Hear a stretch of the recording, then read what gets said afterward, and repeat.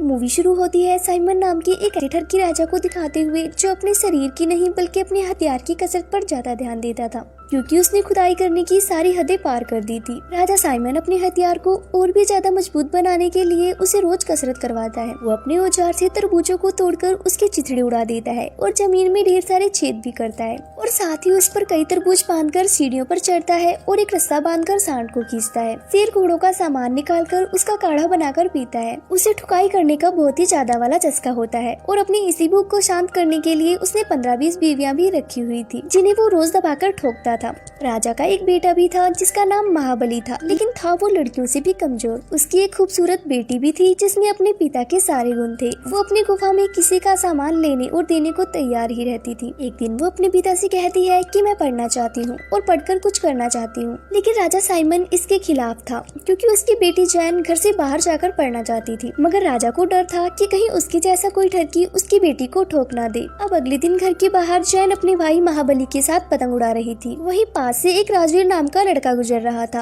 अचानक उसकी और जैन की टक्कर हो गई और वो जमीन पर गिर गए। मगर नीचे गिरते ही उनकी नजर एक प्रेमी जोड़े पर पड़ती है जो कि ठुकाई कर रहे होते हैं, जिन्हें देखते ही जैन और राजवीर के शरीर में भी ठुकाई के शोले भड़क उठे, मगर किसी तरह वो खुद को शांत रखते हैं। इधर राजा अपने सैनिकों को जैन के पीछे जाने को कहता है, क्योंकि जैन अपने पिता को बिना बताए घर से बाहर आई थी। उसको गुस्से में देखकर उसकी एक बीवी उसके पास आकर कहती है, गुस्सा ना करो मेरी जान, चलो मैं तुम्हारे औजार की वर्जिश करवा के तुम्हारा सारा गुस्सा शांत कर देती हूँ। उसकी बात सुनकर राजा उसे वहीं पर ठोकने लगा, लेकिन तभी इतने में जैन आ गई और वो वहाँ हिलते हुए सामान को देखकर अपने पिता से सवाल पूछने लगती है, जिस पर राजा उसे कहता है, मैं खुदाई कर रहा हूँ, बेटी तुम जाओ यहाँ से। मगर ठरकी जैन भी जानती थी कि उसका पिता कौन सी खुदाई कर रहा है। कुछ देर बाद जैन अपनी मरी हुई माँ की तस्वीर से बात करते हुए कहती है कि मैं अपनी जिंदगी आजादी से जीना चाहती हूँ, मैं बाहर जाकर पढ़ना लिखना चाहती हूँ, लेकिन पिताजी मुझे कुछ नहीं करने देते, इसलिए मैंने घर से भागने का फैसला किया है। पर जब वो भागने की कोशिश करती है तो सिपाही उसे पकड़ लेते हैं और राजा के सामने पेश कर देते हैं। राजा साइमन पढ़ाई के लिए अपनी बेटी का जुनून देखकर उसे स्कूल जाने की आज्ञा दे देता है, लेकिन वो जैन की गुफा को एक खास तरह की पैंटी पहनाकर उसमें ताला लगा देता है, ताकि जब भी कोई अपना हथियार जैन की गुफा में डालने की कोशिश करेगा तो ये खास तरह की पैंटी उसके हथियार का काम तमाम कर देगी। अगले दिन जैन को लड़का बनाकर लड़कों के स्कूल में पढ़ने भेज दिया गया, क्योंकि उस समय में सिर्फ लड़कों को ही पढ़ने की इजाजत थी।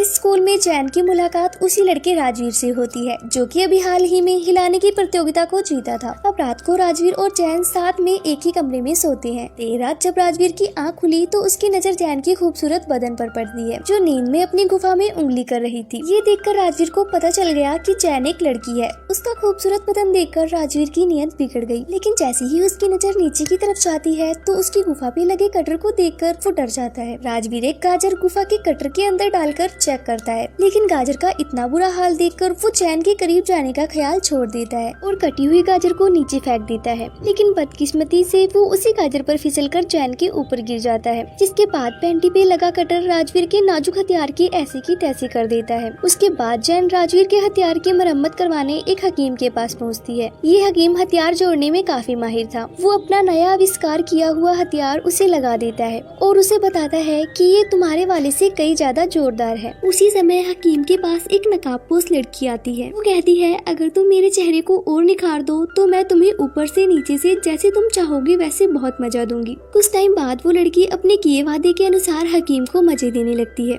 इस खूबसूरत लड़की का नाम गुलाबो था। कुछ समय बाद बाहर एक घुड़सवार आकर जैन से गुलाबो के बारे में पूछता है। जैन घुड़सवार रोमियो को बताती है कि वो लड़की अंदर हकीम के पास है। ये सुनते ही घुड़सवार रोमियो जैन को लेकर अंदर हकीम के पास आता है, लेकिन यहाँ गुलाबो हकीम का सारा रस चूसकर वहाँ से भाग चुकी थी। जैन के पूछने पर रोमियो उन्हें बताता है कि गुलाबो कोई लड़की नहीं बल्कि जिस्म की प्यासी एक चुड़ैल है, जो आदमियों से अपनी खुदाई करवा कर उन्हें मार देती है, और इस चुड़ैल को मारने का काम मुझे दिया गया है। अगर तुम दोनों को वो कहीं दिखे तो फौरन मुझे खबर कर देना। कुछ दिनों बाद राजवीर के ठीक होने पर जैन उसे अपने साथ अपने घर लेकर आती है, क्योंकि आज उसके भाई महाबली की शादी थी। महाबली की शादी पूरे रीति रिवाजों के साथ की जाती है, लेकिन जब रात में महाबली को अपनी पत्नी लाली की गुफा में अपना महाबली हथियार डालकर उसकी खुदाई करने को कहा गया तो बेचारा कुछ नहीं कर पाया। अब राजा साइमन अपने बेटे की नाकामयाबी को देखकर गुस्से से लाल हो जाता है और गुस्से में आकर वो खुद ही लाली की गुफा को खोदकर लाल कर देता है, जिसके बाद लाली उसकी रखेल बन जाती है।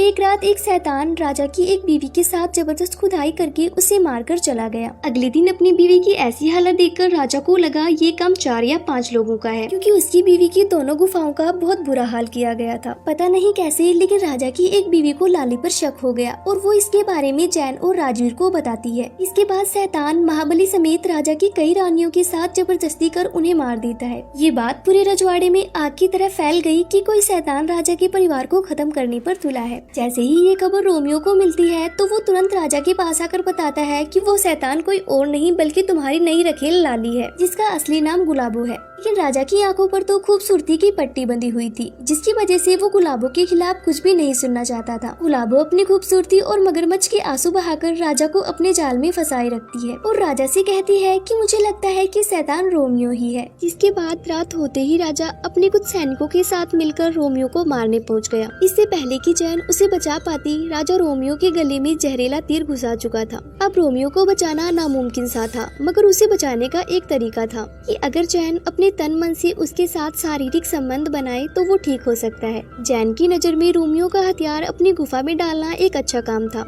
इसलिए वो एक तलवार से अपनी पैंटी को तोड़कर रोमियो के ऊपर बैठ जाती है और उसकी जान बचा लेती है। जब ये बात राजवीर को पता चली कि जैन रोमियो को बचाने के लिए उसके हथियार की सवारी कर चुकी है तो उसे बहुत बुरा लगता है, क्योंकि वो मन ही मन जैन को पसंद करता था। दूसरी तरफ राजा अपने घर जाकर गुलाबो को बताता है कि मैंने रोमियो को मार दिया, तो वो बहुत खुश होती है। मरने की बारी राजा साइमन की थी। शैतान गुलाबो उसे पानी में डुबोकर उसका भी काम तमाम कर देती है। इसके बाद रोमियो जैन और राजवीर के साथ मिलकर गुलाबो को खत्म करने की योजना बनाता है। एक दिन जब राजवीर जैन के कमरे में अकेला था तो गुलाबो वहाँ आकर उसे अपनी प्यास मिटाने को कहती है। गुलाबो का गुलाबी बदन देखकर राजवीर का वीर खड़ा हो जाता है और वो अपने वीर को गुलाबो की गुफा में डाल ही देता है, मगर राजवीर को महसूस होता है कि वो ले नहीं रहा बल्कि अपने ही दे रहा है, तो वो फौरन वहाँ से भाग जाता है। कुछ देर बाद जब रोमियो गुलाबो को मारने आया तो गुलाबो राजवीर का रूप लेकर उसे ही मार देती है। कुछ समय बाद जैन को पता चलता है कि कोई गुलाबो के नीचे लेटकर उसे मजा दे रहा हो, तो उस समय गुलाबो की नाभि में छुरा मारकर उसे मारा जा सकता है।